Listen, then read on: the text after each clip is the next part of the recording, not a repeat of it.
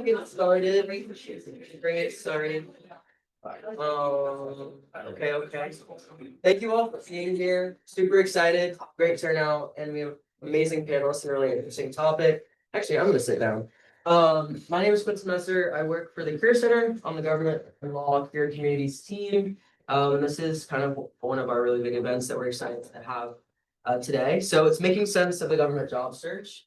We have three incredible panelists who will introduce themselves shortly, but thank you all for being here. So to our panelists, thank you for being here as well. And I guess I wanted to turn it over to you all. Again, can you start by just introducing yourselves, maybe what your Hamilton concentrations and minors were, potentially some other on-campus involvements. Can we go to Sarah first? Sure. Well, thank you so much for organizing this. My name is Sarah Mehrotra. I was class of 2014, which makes me feel very old. I majored in neuroscience, which is sort of a, I don't know, curveball probably for this panel, but I was a senior admissions intern. I was a senior gift co-chair, America Reads director. I can't remember whatever else, but it's so great to be with you all. Will? Hey everyone, I'm Will Rusche, just a little bit older than Sarah. I'm class of 2013, so we overlapped on campus back in the day. I was a government major at Hamilton and was involved in college Democrats. One of my highlights at Hamilton was Obama getting reelected my senior year, which was a while ago. I was also involved in student government. Then Rainbow Alliance, but like the LGBT group on campus. And I did a couple other things as well, but we'll dig more into that, and I will turn over to Alex. Hey everybody, Alex Scheuer here, class of 2018. I was a government major at Hamilton, economics minor. Did a thesis on criminal justice reform with Professor Anna Carrico, who I believe is still there. Great guy. I was editor-in-chief of the Continental for my senior year, and for all 4 years was involved there. And I played in a band for a few years. Those are the main on-campus things, I guess. Great. Thank you all for sharing that. Now, Will also holds a really special role to us at the Career Center and also hopefully for you all. So he's the Government and Law or Career Communities coach. So Will, I kind of wanted to give you the space to kind of introduce that role, talk about it a little bit more. What would you like students that hopefully are going to join the community or are already in the community to know, and kind of nature and vibe that you want it to have? Yeah, for sure. So some of you are probably familiar. The Career Center has set up these career communities.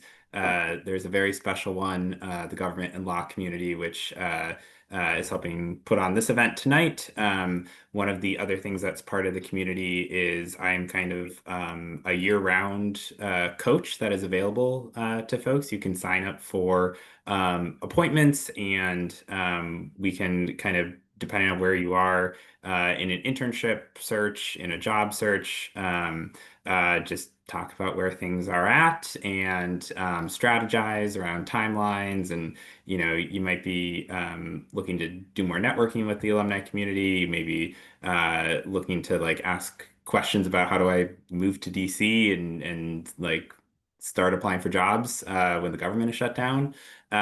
So it's meant to complement some of the other resources the Career Center has, but is also an entry point to plug into the alumni network, which is a huge resource that you all have at your fingertips.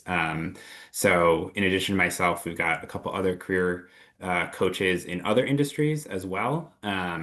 But I'm one of the point people for all things government and law. So here's a resource, whether you want to follow up on something we talked about tonight or later in this year. Would love to chat one-on-one at any point.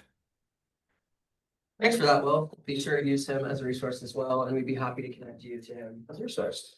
So without further ado, kind of want to jump into some facilitated questions. Towards the end of the chat, we'll have some time for you all to ask questions as well. But so for our first question, we kind of wanted to focus, or I guess first set of questions, we wanted to focus on like the transitory nature of DC, right? That, you know, shifts in power create. So I guess the first question I wanted to ask was, and this is to all panelists, how should students be seeking opportunities considering this kind of ebb and flow, shifts in power nature of DC? Anybody can answer it, yeah, no particular order. I'm happy to get us started, but probably shouldn't, as the person who doesn't work every day in DC, but lives in DC. I work for the governor of Maryland, so please don't tell him that I still live in DC. I think he probably thinks I live in Silver Spring or something, for those of you who know Maryland. But I will just say that, like, to lay a little bit of groundwork, that DC is an incredibly transient city. I think I've lived here for 8 years now. But I think probably has it's like pros and cons. I think, like, particularly for younger folks, there's a lot of people who are coming in and out on the Hill, off the Hill, like, and it can feel a little bit overwhelming, but I think because there are so many new people, it actually makes for a really helpful environment for getting to know folks. Like, you know, my first group of friends, they were like, "Oh, you've been in DC for a week? Like, that's okay. Come with me and, like, meet other people." And they're very, like, people are very used to that. So it can feel a little bit sort of strange, especially coming from Hamilton, but it actually feels often a little bit more of an advantage in DC. The other thing I will say, and then I really want to hear what Alex and Will have to say, is that it, like, is totally okay and very normal to find your niche kind of in the more social, personal part of DC. I have a lot to say about what sort of navigating the insanity of the career landscape right now, but Alex and Will, what would you add? Yeah, I mean, I think maybe what I would highlight is things are always changing in DC. That I think is when we talk about kind of jobs and careers, things change a lot. They're changing at a very rapid pace right now. We did not plan for this panel to be happening while the government is shut down, but that's happening. There's, you know, broad changes happening with the new administration that's coming in. Um, uh, 4 years ago, there were all sorts of other changes when the Biden administration was coming in. So I think, as someone who has spent, um, you know, my career kind of hopping between campaign jobs and government jobs, there's kind of this dual-edged sword of, like, things are always changing, and there's part of that that I think makes it tough and challenging, especially when you're starting out.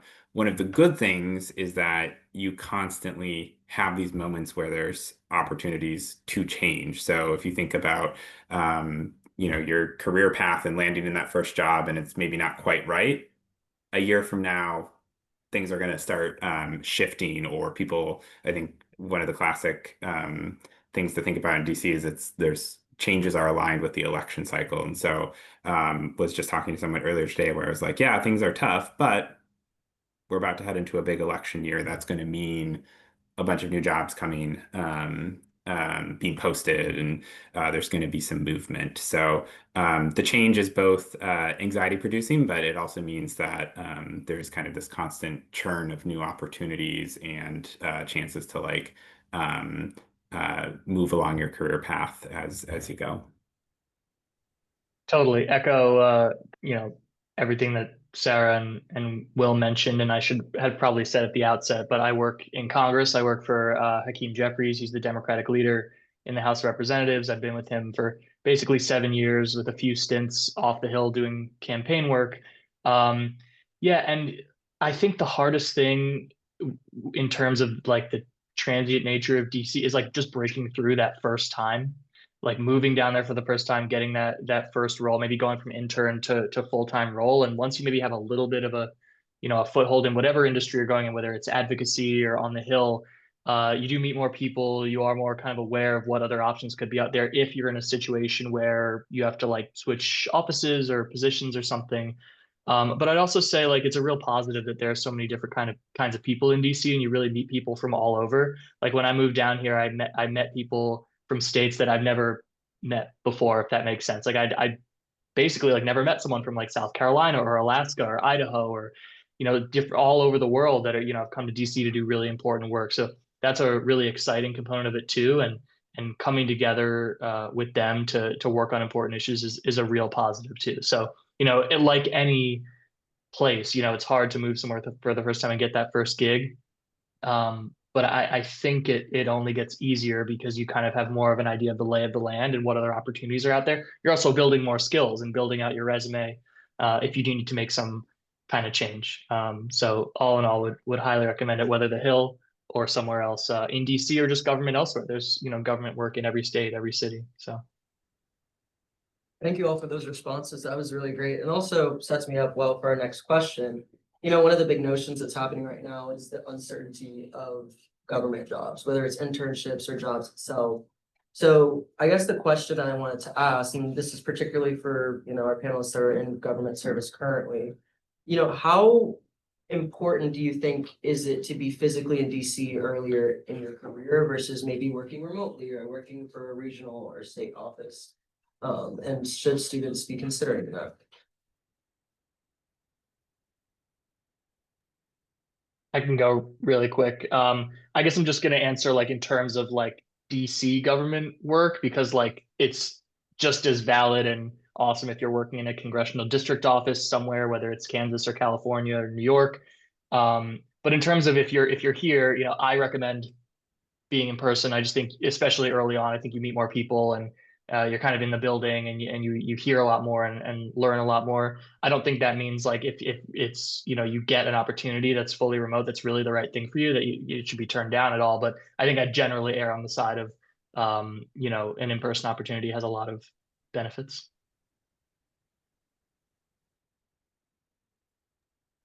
Yeah, I feel like this one is tough to answer. I agree with Alex that I think being in DC is really good for meeting people and also with a lot of these jobs pretty, I would say for the most part, whether you're talking the government, whether you're talking campaigns, whether you're talking about other organizations, like hiring timelines move fast. And so like one of the best things you can do, especially if we're talking about the job search after Hamilton, is like if you want to be in DC, be there because you'll be ready to jump on opportunities. You'll be able to access more people and like networking and kind of what Sarah was saying about not just professionally, but just socially. I think my social network like grew considerably from moving down to DC after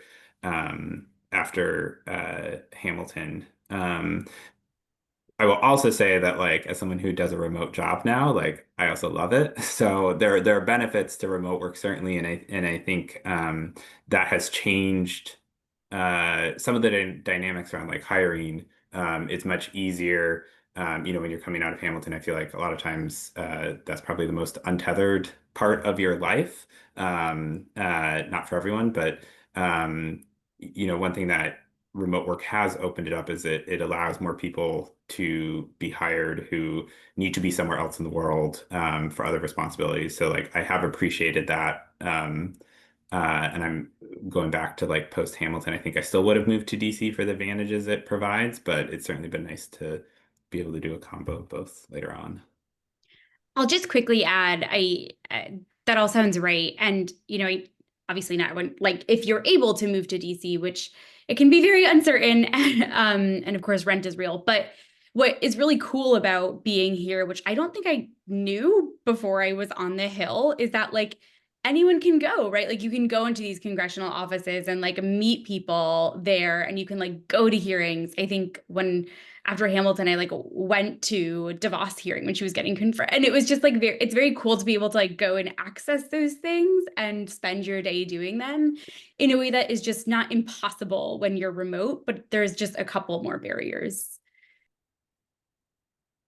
Thank you for sharing that. Now that we've kind of discussed DC and the importance potentially of maybe being there, I think I wanted to switch the questions to try to help students probably land jobs and internships to get there. So the first question that I wanted kind of to ask in this line of questioning is how should students be leveraging their personal network and Hamilton's resources to land a job or internship within DC?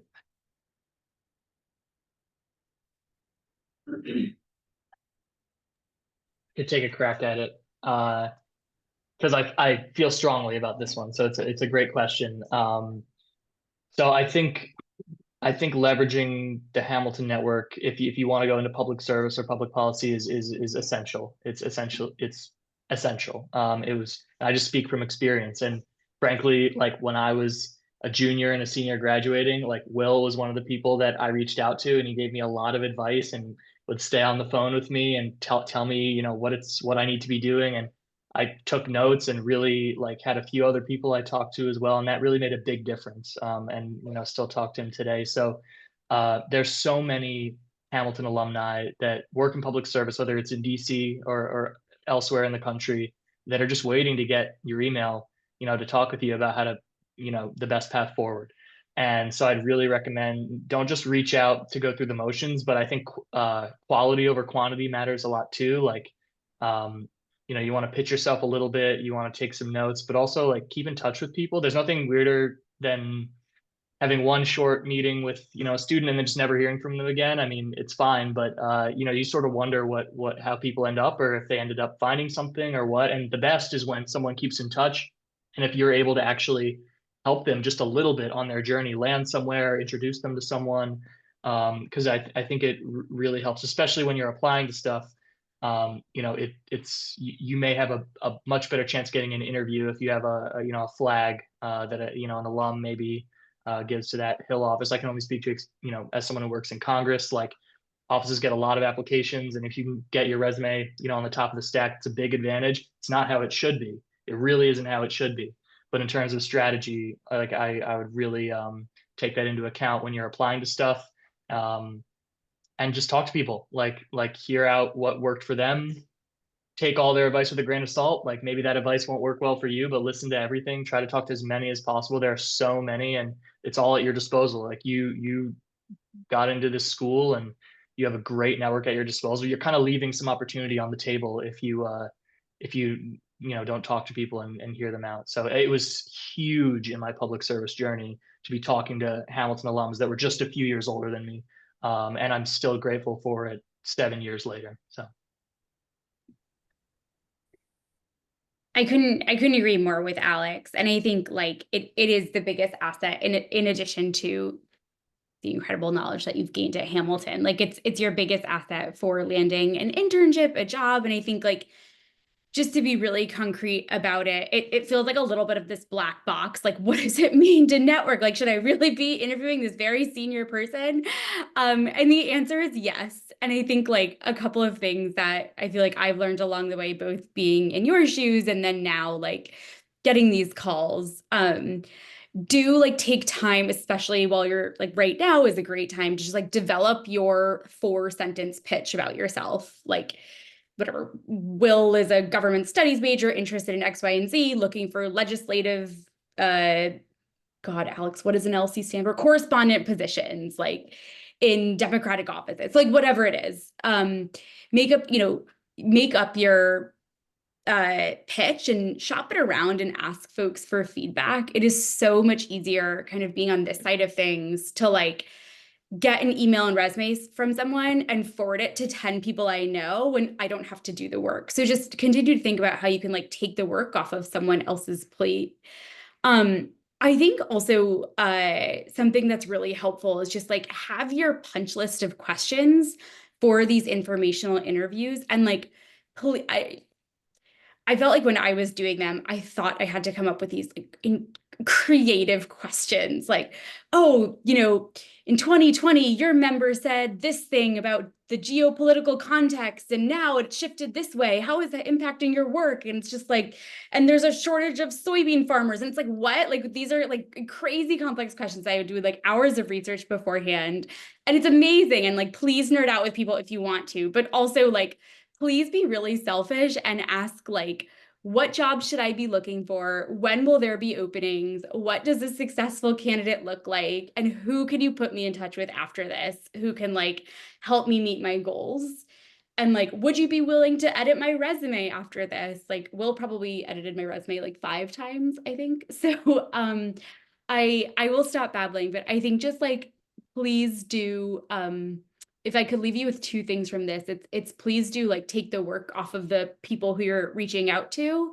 And there is no ask too big or small. People love to be flattered. Like they really want to hear from you and be like, yes, I can help this Hamilton student get a job. And then the last thing really is like follow up with people. Like I think this, I can't remember what year she was, but there was a young woman from Hamilton, I think, emailed me like every other month until eventually I like did help her find this role that she really loves at this advocacy organization. And it was helpful because like these things can, disappear from your mind. So it's helpful to get a reminder like, hey, we spoke 2 months ago and I said X, Y, and Z. Since then, I've been doing A, B, and C. Do you know of any roles in whatever career field? Will, what would you say? I think one thing that is really nice about the Hamilton network that I think is especially helpful for that first job search is Alex and Sarah were just mentioning that we all connected at some point, and I think the reason like took a lot of Alex's phone calls was because people had taken my phone calls before. So there's kind of this tradition, and I think one thing that I maybe didn't appreciate at the time, but now certainly on the other side of things um, feel really well equipped to do is like the Hamilton network. If you think about eventually you'll have a professional network of like people you work with and like are maybe trying to like move up in your career path with, and you want to show up in those conversations very knowledgeable and on top of things and a good candidate for a job.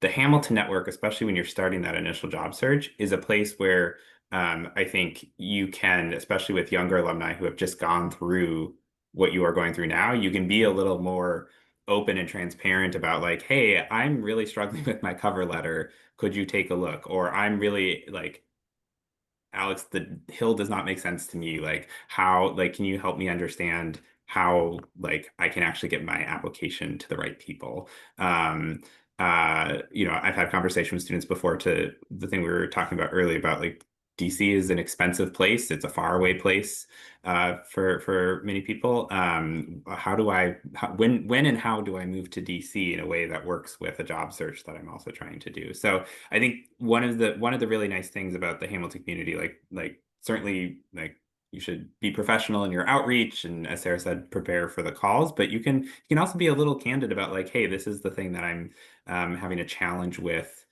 my job search or with my internship search.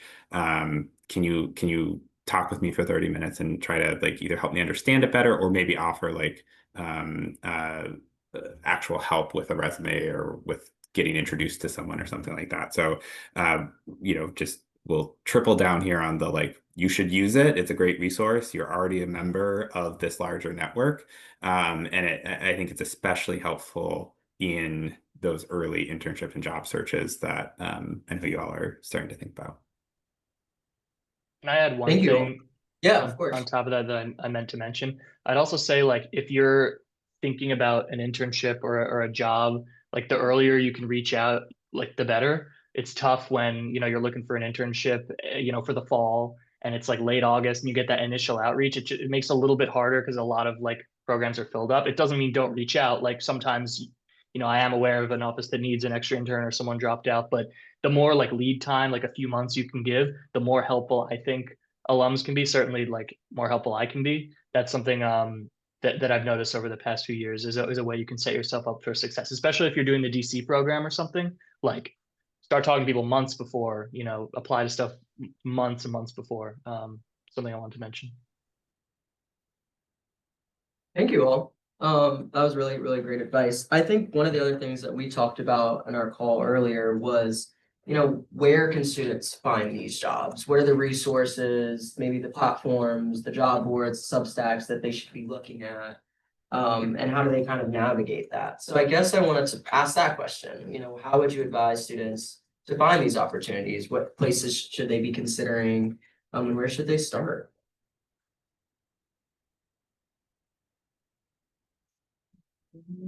Sarah, if you wanted to start, anybody really? Yeah. I'm happy to. And I'll speak about non-Hill navigation because I know Alex is on the Hill now. So for state government jobs, there's kind of two places that are really helpful One is there's this website called Civic Match, and their whole kind of bread and butter is helping connect folks with state government jobs. So you can sort of filter by your experience and what you're looking for and any like geographic requirements you have. If you're interested in being outside of DC. And it's a really helpful, tool. So that would be my one thing. Another thing is, and I know this can be like, it feels very duct tape, but it's a very helpful. Most of like these governor offices on LinkedIn just like post their jobs there. So just go and like follow the handful of state offices that you're really excited about, or members that you're really excited about.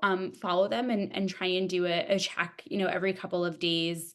Similar to the Hill, like there is that same political turnover. People are going right now to like in my office, like they're going to the campaign side of things. So there's like lots of openings, which is really cool. And we do post, a lot of the recruitment is via LinkedIn and of course via word of mouth. So I think those are two helpful places to start looking. In terms of, I hadn't heard of that site. That's so I'll check that out too. In terms of the Hill, I would say there's a few. One website that I used when I was looking that I know is still up is called Tom Manitos Jobs. The cool thing about it, it's very user friendly, at least last time I checked, but it also has like all the jobs, but also all the paid internships and also the fellowships. It's like a pretty user friendly interface, and it's a good aggregator of like all over the place Hill stuff. So I'd recommend checking that out. I believe you have to pay for it now. However, if you're looking for, job postings, I think it's probably worth the $5 or $10 a month, especially if it's crunch time. And it's actually a guy named Tom Manitos who started that site. He's a Democratic lobbyist now, but he started that job board. Then there's the like official like House of Representatives job bulletin, which you can just Google and get on the email list. And then they send you a PDF of all the internships and all the job postings. It's like every 2 weeks, I think. Would recommend you, sign up for that. And then for the other side of the Capitol, the Senate, I know there's a Senate job bulletin. I think you just Google Senate jobs or Senate job bulletin, you'll find it. Maybe the internships are on there too. I'm sure there is one. But that's where I'd look. In your networking journey, I'd also recommend you ask if you're really looking for something as like your top thing, ask people to forward you postings that come across your inbox. Sometimes I get lots of jobs across my inbox, whether it's mid-level or interns, and I rack my brain thinking like, is anyone looking that I know right now? And if you have people that are reaching out, reminding you like, hey, I'm still looking, or that are, reaching out, people will forward it to you. So that's another way. But the main thing I'd say is Tom Manitos and the job bulletins. There are probably some other new things that you can learn about. I mean, I think there's like Handshake and Hamilton stuff too. Probably some other resources and free job boards like on Google. But that's what I kind of know off the top of my head. Yeah, that all sounds familiar. I think it's like just signing up for all the things, and then, eventually later on you get to the point where these things are just showing up in your inbox and you're like, ugh, too many postings. To Alex's point, like I think it is always helpful when I'm talking with Hamilton students when they give some specifics about the type of their jobs, because then when a job does show up in your inbox and you're like, oh, this is a campaign job in Ohio, and I remember so and so talking about how they wanted to do a campaign in Ohio. Let me connect that person. The thing I think I'll also add for an answer here. So like there's all these great sites. I think you should like sign up for all of them. I think one thing that's really important to know is that hiring timelines move generally very fast in DC. Whether we're talking the Hill, whether we're talking nonprofits, whether we're talking about campaigns, like a lot of these job postings go up and like 2 weeks later they're down. And so that is to say that as you sign up for these things, as you're checking these websites, is I agree with the point that like sometimes you just want to go to the organization or governor's website to just see what they've posted publicly.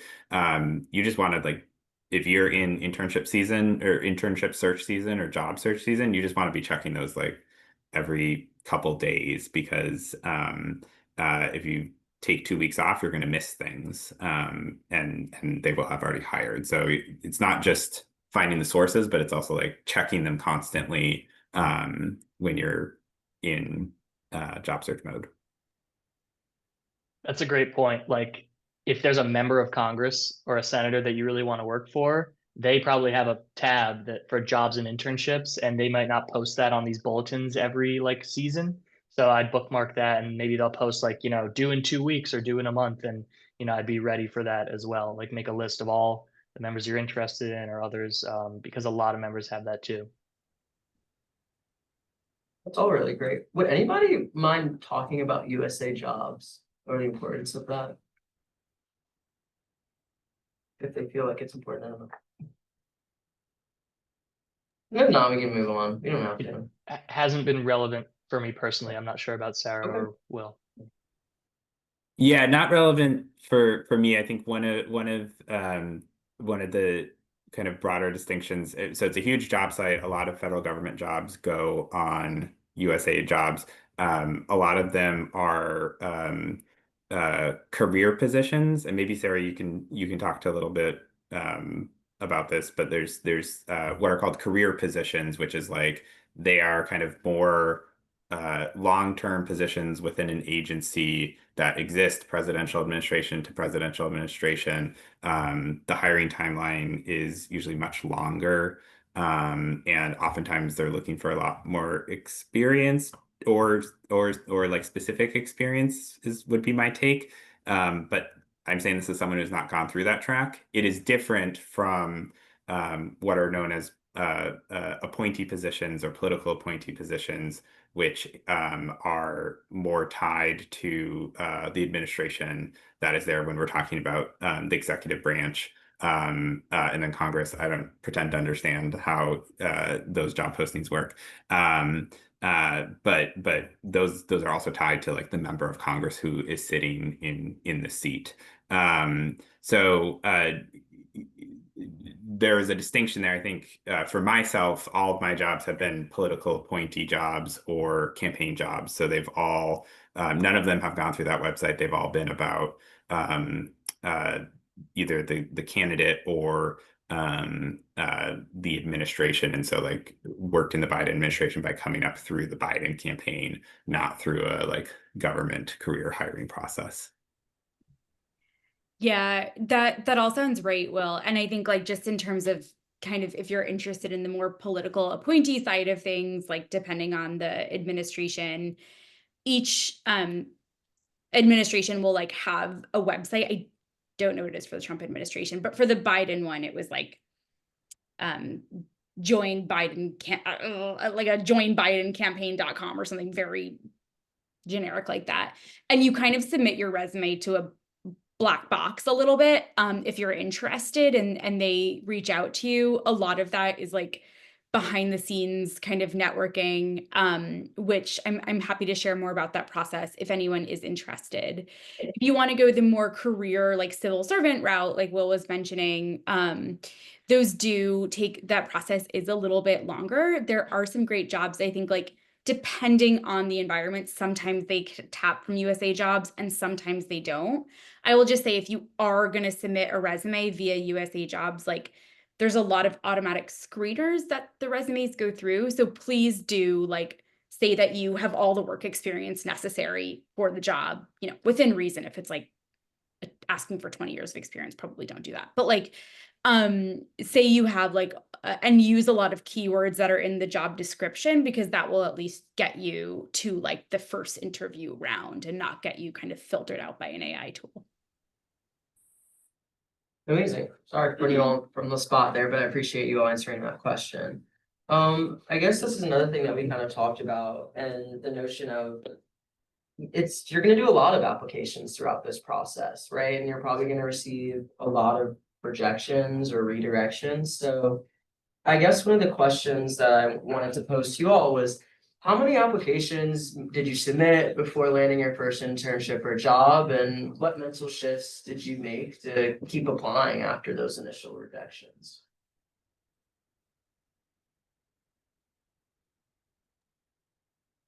I'll take a crack at it. Probably 150, 200, something like that. It's a lot, but and it felt like a lot at the time, but I think there are things you can do to make it seem not so arduous. you can have a few different, and this is just my experience. Maybe people can apply to 20 things and then get their job and then get their internship, they get an offer to come back the next summer. Like it's different for everyone. But it's competitive out there. And I think it's made easier if you can have different resumes for different types of entry level jobs that are ready to go, edited by multiple people, friends, family, redlined, like really, really sharp, ready to go resumes. Like I had one for the Hill, I had one for campaign, I had one for like research assistant, like working at a think tank. And I probably had another one for like a nonprofit, just more like an administrative thing. Same thing with cover letters. Like I had those ready to go. Written so that I could copy paste in like the organization or the office and copy paste in even a few lines of like, I'm interested in this office because like not so boilerplate, but like made it so that if I saw a posting, I could apply in like, you know, 10 minutes or something, had my references set, whatever else they asked for, writing samples. I had one for, the Hill policy stuff. Makes it easier to have not, doing an individual application for applying that many jobs is not sustainable. So that's what worked for me. And it was a lot, but also getting into the groove of like applying to like 2 things a day when I was a senior, like really looking for a job when I saw people around me like getting jobs at banks or consulting firms. Like I kind of was like, okay, I'll try to do 1 or 2 a day if possible, holding yourself accountable to that. Keeping lists of everywhere you applied, like just setting up a system so that like you it's not as overwhelming. Like that worked for me. Yeah, I mean, I got tons of rejections. I think I Alex is definitely more disciplined than I was. So that is very admirable, Alex. And I think like just to say that because of the nature of like a lot of these political jobs, it will feel like you're getting rejected for no reason. And that's very normal. Like it is not because often like you're not qualified and so that's just like one thing I'll say. I think the other is especially right now as there is like this very uncertain federal climate and it's like impacting budget cuts and a lot of states are in budget shortfalls and the Hill is like and same thing with the Hill, like I think it's interesting, especially for your first job. It will not be your forever one, and really think about like the skills that you're getting and the leadership that you will do in this first job or internship or fellowship or whatever it is, rather than like it has to be the dream place. I think when I left, I was like, if I don't work at, I don't know, the Brookings Institution, my parents will think I'm a failure and they'll be like, shame on my family. And that's just not the case. Like working at these small, like mom and pop shops where you can often do more than these bigger places is very normal. And so please just think of it as like a step along your longer career journey. Yeah, sometimes it's to that point, sometimes you also learn from that first job, or the most valuable thing you learn in that first job or internship is like, oh, I don't want to do this. I thought I did, and now I know I don't. And that's useful, and it's not like you're starting over from scratch. You've gained connections, you've gained perspective, that set you up for the next step. I think there's value in just recognizing that. The first thing, as Sarah was saying, doesn't have to be perfect. And the thing that you may find value in is like learning that like I don't want to do this. I think that the thing that was helpful, similar experience, was also rejected from a whole bunch of places. Uh, came very close to not landing an internship in time for the DC program. Came very close to like buying a one-way ticket home from DC because I didn't have a job yet.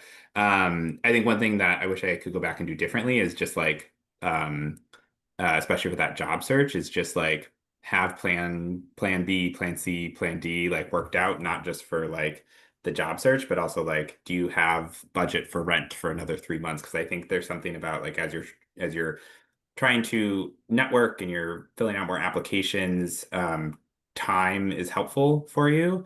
So thinking about like, if I don't land this job in the first 3 months, how do I make it to 6 months? Because in that additional 3 months, more jobs will post, I'll meet more people, I'll have more applications that I send in, so I increase my chances of landing something. So I wish I had been a little more proactive senior year at Hamilton, being like, okay, what happens if it takes me 6 months to land a job in DC? What happens if it takes me a year? How can I set myself up to go through that process to be where I want to be and land a job that will pay me so I can pay rent. Thank you. That was, yeah. Can I add one thing, and I should have mentioned this again. Yeah, I like my strategy. Like I had a strategy. It didn't really work. Like I got rejected everywhere. It was really hard. And what I realized when I was actually at Hamilton my senior year was maybe I had to do something local and see if that could like get me some experience. And that was actually the thing that led to me getting a job. If I stayed just applying to stuff in DC and then graduated, I wouldn't have gotten one. I applied to a local campaign, started interning in Utica, and then actually moved to Utica after graduating, which led to where I am now. So like that's also an option too. Like if you want to get involved locally, like that could be an interesting opportunity too. There's jobs that could actually create more momentum for you in DC. So yeah. Thank you all for that. I guess I wanted to turn it over to the audience. If people had questions that they've developed over the course of, our chat, I have more questions prepared, so don't feel pressured, but I want to give you all the floor and a chance to ask questions or anything else. Yep. What would you recommend to people reapplying to the Hill for like a second summer, as like experiences to highlight or ways to like leverage that network? Were you all able to hear that question? Yeah. Okay. Returning to the Hill or having, not done it the first time, trying to come back for the first time? Returning, having done it. Oh, well, I mean, you kind of have the upper hand then because, you probably have people in that office that can, flag your app in different places. I would have it at the top of your resume and I would, just highlight your skills and still recommend reaching out to the Hamilton network if you don't know them already, but apply early, definitely highlight that right at the top. But yeah, like you have a leg up already. And I think maybe I'd recommend like, putting on the resume, like managed front office, like in the past tense, because you've done it already before. Like that's pretty valuable for someone that's returning, especially if you're going to a different side of the Capitol. If you did Senate, you're going to House or vice versa. That'd be a standout applicant in my view.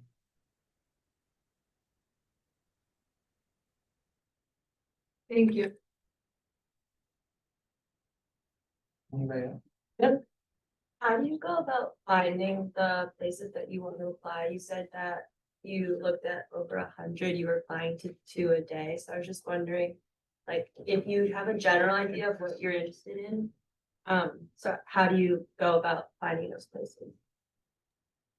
Yeah, I mean, to be honest, I was casting a big net back then, like Hill stuff, yes, but it was also like Will alluded to earlier, like if it's February of my senior year, like the Hill jobs probably aren't up yet because they want you to start like the next month. So I was applying to like think tanks in New York and DC, and it took quite a bit of just research, just taking the time to make lists of like advocacy groups in New York and DC, think tanks in New York and DC, research orgs in New York and DC, and eventually like that adds up. And I kind of had an Excel where I linked the job postings and stuff. And look, like I wasn't able to do 2 a day every single day, but I tried to set up a system my senior year where I was like in that rhythm so that by the end I had a lot of apps out there.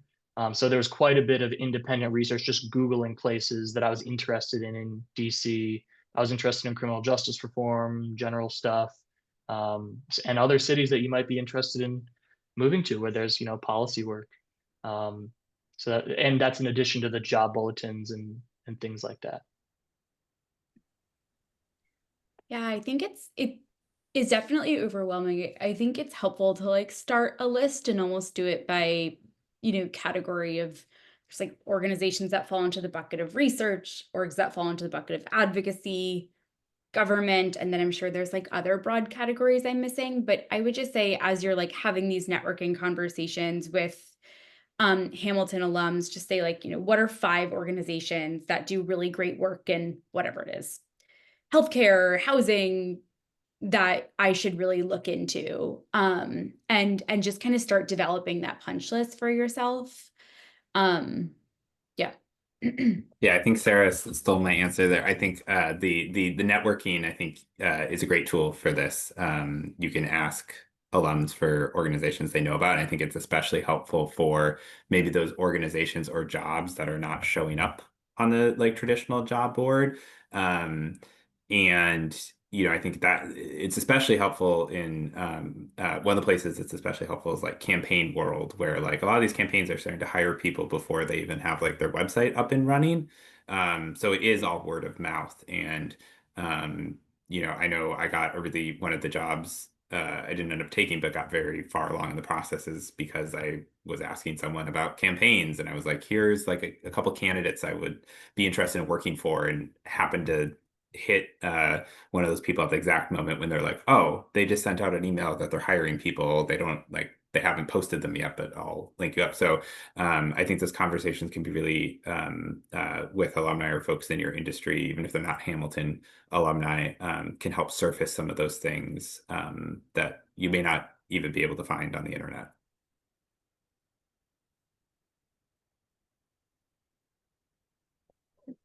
Yeah. Thank you for your time, everyone. I'm out of the camera, but that's okay. You can just listen to me.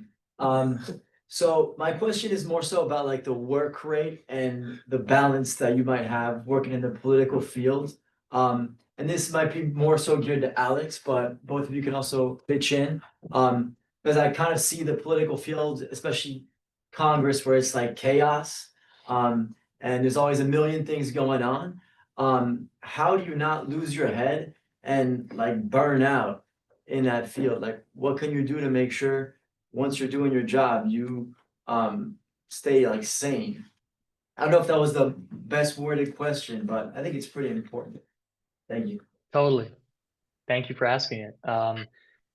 It's hard in like any competitive, field. Like the hours can be long, and it's definitely like intense, especially just given everything going on, especially over the past few years. But and it's been a journey for me. I wasn't perfect at it when I first started. I probably got burnt out a few times because I was just like grinding, like, and I probably thought too much about work on like the weekends too, just because it was the first time I'd done it like full time and stuff like that. But it's really, really important to balance and to be able to check out of work mode and to recharge. Try to do stuff locally, whether it's some kind of hobby like softball league, music lessons, frisbee, like just relaxing and not scrolling too much. I think that the balance is like you don't want to check out too much by just being like, I'm not going to pay attention to everything that's going on.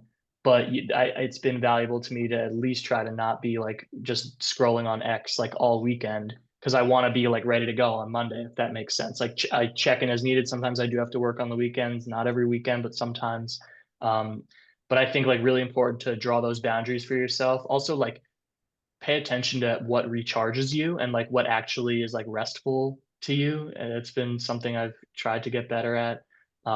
Really, really important question. It's probably different for everybody. But if you work too much and too hard, you can burn out in any field. It's really, really important, not just for sustaining a career, whether it's in DC or otherwise, but just like for mental health reasons. Like it's kind of like there's a lot going on in 2025. Like we're all trying to get through it. So really important to just like work on that like personally and be selfish in that regard, sometimes putting up boundaries or just doing what is relaxing. But I'm sure Will and Sarah have advice on this too, because I'm not perfect at it. I'm definitely still figuring out how to try and relax. So I agree with you though, Alex. I think like one thing I will just say is like in this moment of chaos in DC, like particularly from the 30,000 foot lens, like there is so much going on, and all of the things that Alex just talked about. But I think once you like zoom in and look at the individual folks who are carrying this work forward, like they have, and I say this with a lot of humility, this like very clear line of sight of wanting to like do good in their roles and for like the people that they are serving. And so I would just say I try and carry that forward in my work, and it can feel really hard and you can feel really disconnected. But I think that like many folks are just marching forward with like trying to do right for the constituents that they're serving. Yeah, I agree with that. I feel like there's like a mix of advice on this. I feel like you know, every job I've had has been kind of a different combination of um, expectations, my boss's management style. In some jobs, I've been very good about being like, hey, if you want me to work late, I care about this job and I am also trying to advance in this office. I will like stay late and get the important project done. But also if you say go home, I'm gonna go home because I would prefer to be home versus in the office.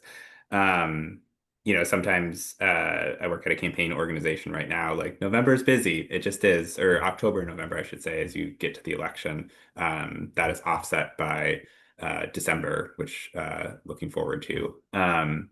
Uh, so every job is a little bit different in how to manage that, and obviously as Alex was alluding to, every person is different in terms of other pressures on their life, other needs.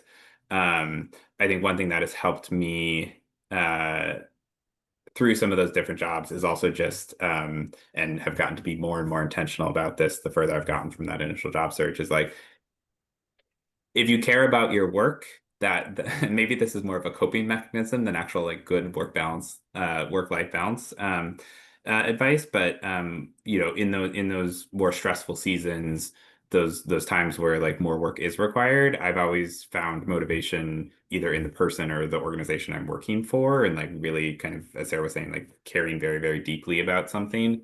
And that does carry forward through some of those like moments where the balance is a little out of whack.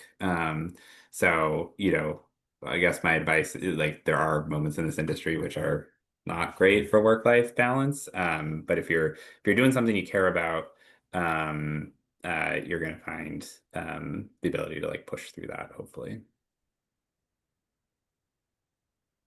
I don't know if that was good advice, but Oh, yeah, I'm relieved. Thank you. Well, thank you all for doing this. I really appreciate all of your fantastic advice, and a couple of you have given me a lot of help, so I appreciate that. I was just wondering, as you guys are skimming through or reading resumes and cover letters, what are some of the main things that you're looking for? Like if you read a cover letter or a resume and you saw like X and you were like, this is someone I'd want to hire, what would that be?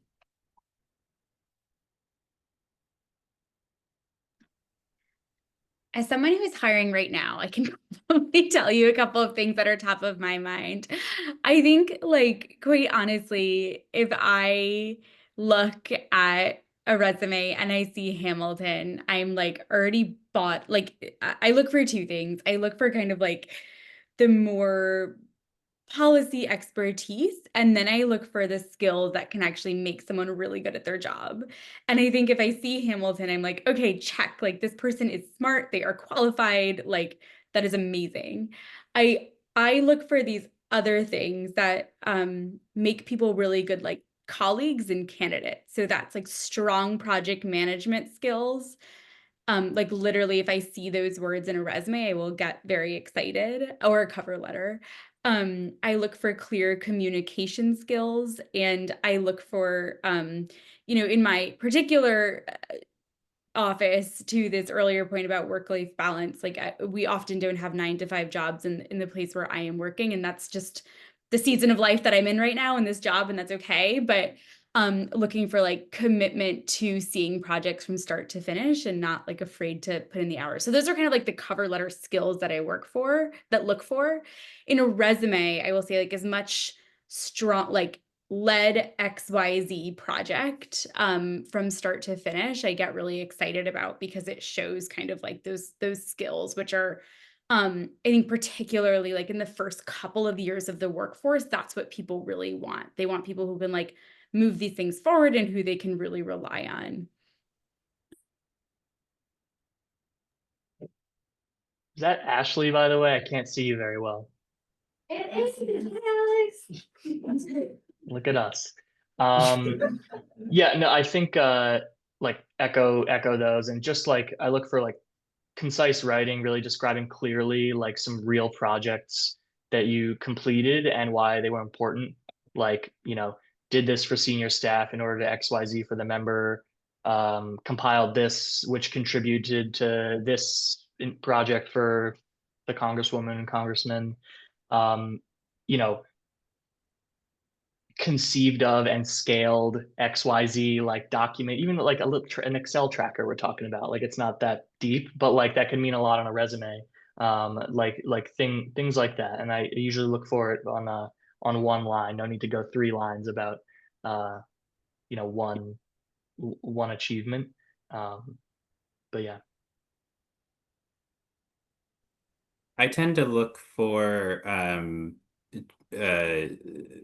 less specific words, but try to get a sense of why the person is applying for a job. And I think when you're reviewing a stack of like 100 resumes, there's actually only a few in that stack where that story comes through really clear. Uh, I was on political research teams for a very long time, and so we would get whenever a common thing is when we would post research positions, we would get like academic resumes and like clinical trial research resumes. And it was like, you didn't even Google the organization you're applying to. Obviously, hopefully you all are doing that, but I think it is when you're going through a ton of resumes like that, you probably are looking at each one for, I don't know, 5 seconds, 10 seconds, and it immediately you just start recognizing when you can tell someone is lifting up parts of their work, accomplishments, as Alex was just saying, that like fit with the job description and fit with the organization. It's usually not I'm usually not looking at like the job title and being like, oh, this job title is what I'm looking for. It's more like hey, you were just at this similar organization and you're talking about the exact kinds of challenges that we have here. Your cover letter is laying out exactly why you are applying to this organization at this moment in time. Um, uh, the number of times I've talked to candidates about a campaign organization that I'm working on, like which of our candidates do you believe in, and they don't have a good answer on that. So I think it's like if you've done the research of an organization and you feel strongly that you've applied there, you should make sure that shows up in your resume and your cover letter, that you have an understanding of the organization, you have an understanding of their priorities, and here you're lifting up the most important parts of your experience to that. And it's when you're going through resumes at volume, it's really easy to see that versus when that is like missing and it's just someone sending the same resume into 100 organizations without that like detail. Thank you guys, that was really helpful. Hi, I'm Sarah. My question is geared towards Will mostly because I know you're in the campaign world. But I'm wondering what a campaign job might look like for someone coming right out of college and how that can lead you to finding more work in the government field after that campaign is over. Yeah, it's a great question. So campaigns are all over the place, come in all different sizes. You've got your big federal races all the way down to your state and local campaigns. One of the paths you can take, and I have a good friend from my year who did this, is she started working on a congressional campaign.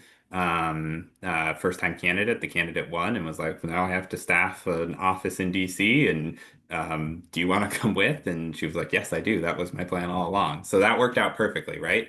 And then once she made it to the Hill, that member eventually retired, but then, she had connections on the Hill and moved to another office, and it's all been great since then.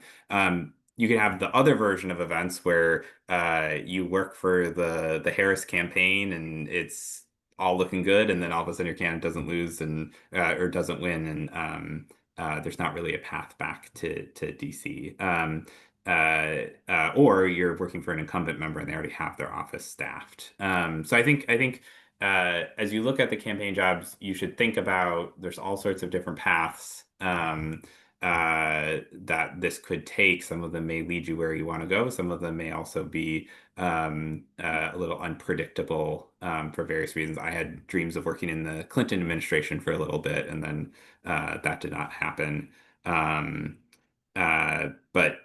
there's different routes, and I think one of the things that you will benefit from in any scenario is campaigns are really intense. You're with people, not 24/7, but pretty frequently for a couple of months there. Usually in an office where you're in close quarters, you get to know each other very well. If you do a good job in that environment and build connections, those people will especially if you're thinking about like a supervisor who you really like connect with and they value your contributions, like they're going to be an advocate for you in other situations. And in that version of the campaign that doesn't transition as a whole to DC, one of kind of the nice things is when campaigns break up, you all of a sudden have like your network that was very close knit on the campaign is suddenly in 5 different places. And so that is helpful if you're in the scenario where you're trying to find a job after a campaign that maybe wasn't successful. But it's definitely something, I mean, some people also take the strategy that like when they're on a campaign, they do it really intensely for a few months, and then January, February, March, they take off and we'll pick up the job search in April after a camping trip for a few months. So I feel like that wasn't very specific, but I guess the takeaway is it can go a lot of different ways. If you do a really good job on the campaign, you'll build a great network, and then that will set you up to navigate kind of wherever things land, more or less. Thank you. That was helpful. I'll just say briefly, like I would not be where I am right now, or probably even working on the Hill without having worked on a campaign first. Like I'm biased, but I highly recommend it. It greatly opened up my network. I got I just really honed like my just political instincts and skills. I got to work with a great candidate having no qualifications or necessary like the skills to be in a place to do so, but I just like showed up and made it happen. You know, I graduated, I interned in Utica, worked for a congressional candidate, and we actually won, which was lucky, but you set yourself up for a little bit of luck, it can mean a lot. And look, that was in 2018, and that was a good cycle for Democrats. I'm not going to assume everyone, you know, in the room is a Democrat, but and that was because there was unified Republican government, and then Democrats took the House back, and we're actually approaching for the first time an election like that next year. So I would just highly recommend, if someone's interested, if you're interested in campaigning, whether it's in New York or elsewhere for a congressional race, a Senate race, especially after graduation where you don't have too deep roots in any city or things like that. It gave me everything, really. Like I had that at the top of my resume. I had a win under my belt. That was lucky. But still, like you'll meet so many people that go on to do amazing things. And maybe like you'll be able to develop a relationship with the candidate or with senior staff that have been doing like several cycles of campaigning. You'll learn so much right after graduation. It's a great thing to do too for like 6 months. If you graduate in May and the election's in November. And this is for people, seniors right now and juniors right now, or anyone really. I started out as a finance assistant, but I did a little bit of everything. Ended up being the candidate's like body man. I drove him around. Like I went to all kinds of stuff. I wrote stuff for him. Like we did it all because it's kind of all hands on deck in those busy months, like what Will was alluding to, how October and November get insanely busy. So highly recommend it. I think it made my resume stand out when I moved down here. And there's just nothing like it, especially if you can be lucky enough to get a win. So it's can be really crucial. We want to jump back in and be mindful of time. So I guess I wanted to turn it over to our panelists. If there's anything, the questions that I posed to you didn't allow you to share, or any last words you'd like to share with the audience here today, I want to turn it over to you all to feel free to do so.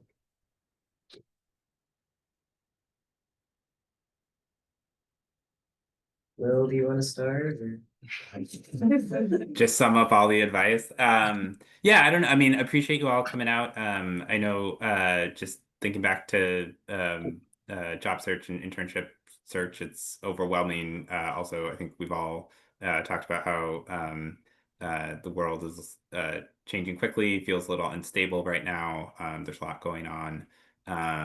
So recognize that it's challenging. I think, you know, if you take one piece of advice away from this, I would maybe really emphasize that, like, use the Hamilton network, like reach out. I think alumni are generally excited to be helpful, and you know, many of us had our own set of circumstances that were challenging coming out of the Hamilton, whether it was when I graduated, the government was also in a shutdown. So there are some of these challenges that feel familiar.